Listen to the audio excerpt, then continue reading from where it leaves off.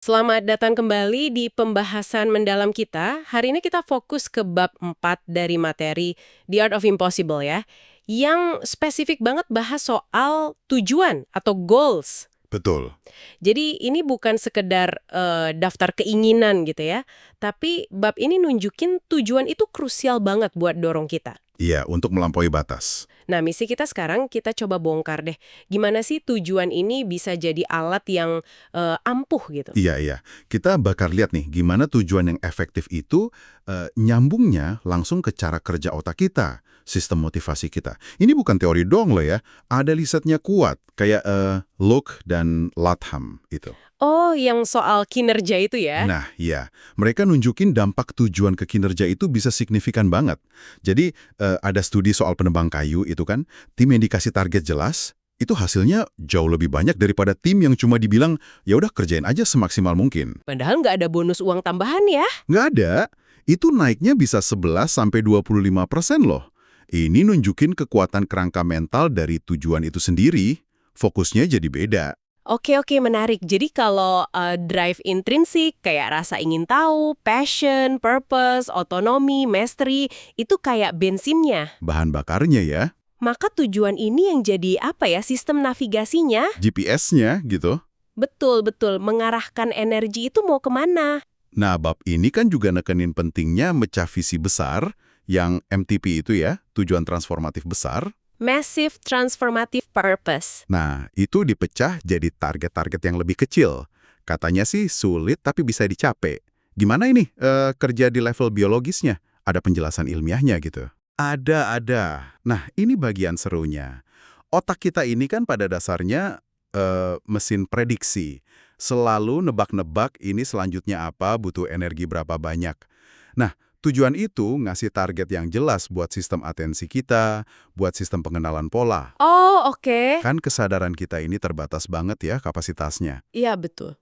Jadi tujuan itu bantu nyaring, filter informasi yang nggak relevan, fokusin energi kita ke yang penting aja. Jadi lebih efisien gitu. Kayak ngasih kacamata fokus buat otak ya. Nah, persis. Terus ini nyambung ke ide soal tujuan tinggi yang sulit, High Heart Goals atau HHG. Iya, HG. Tapi kuncinya ini harus selaras sama passion dan purpose kita.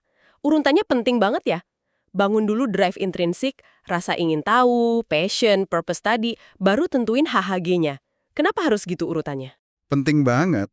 Karena kalau nggak ada fondasi drive intrinsik yang kuat, HHG itu bisa kerasa kayak, beban aja. Kayak dipaksa gitu. Ujung-ujungnya bisa malah bikin capek, burnout. Masuk akal. Tapi kalau tujuannya nyambung sama apa yang benar-benar penting buat kita, tantangannya jadi gimana ya? Terasa lebih bermakna gitu. Selain itu, tujuan juga harus jelas. Jelas banget. Kejelasan tujuan ya? Iya, kejelasan ini pemicu flow yang kuat banget. Kalau tujuannya jelas, pikiran kita nggak bingung lagi mesti ngapain. Langkah selanjutnya apa? Udah tahu. Jadi fokusnya lebih tajam ya? Betul. Konsentrasi jadi kenceng, distraksi kesaring. Ini kayak ngasih daftar prioritas ke otak, beban kognitifnya jadi turun. Oke, saran praktisnya kan tadi, pecah tugas besar jadi bagian kecil, kasih tujuan yang pas. Ini kedengarannya mirip banget sama bikin to-do list harian ya? Mirip. Bener. Tapi gimana cara nentuin takaran yang pas, biar tetap nantang tapi nggak bikin kewalahan gitu? Terus gimana biar konsisten? Nah, itu soal keseimbangan ya. Kuncinya memang di eksperimen pribadi. Sumber ini nyaranin, coba aja, tes sendiri. Berapa sih target harian yang bisa Anda selesaikan dengan optimal? Nggak terlalu dikit, nggak kebanyakan. Cari sweet spotnya gitu ya? Betul. Angka itulah yang jadi patokan buat daftar tujuan harian Anda. Kalau daftar itu selesai, artinya Anda menang hari itu.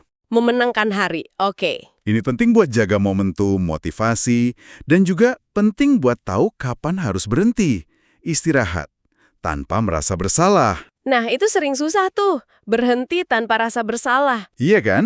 Padahal itu kunci sukses jangka panjang.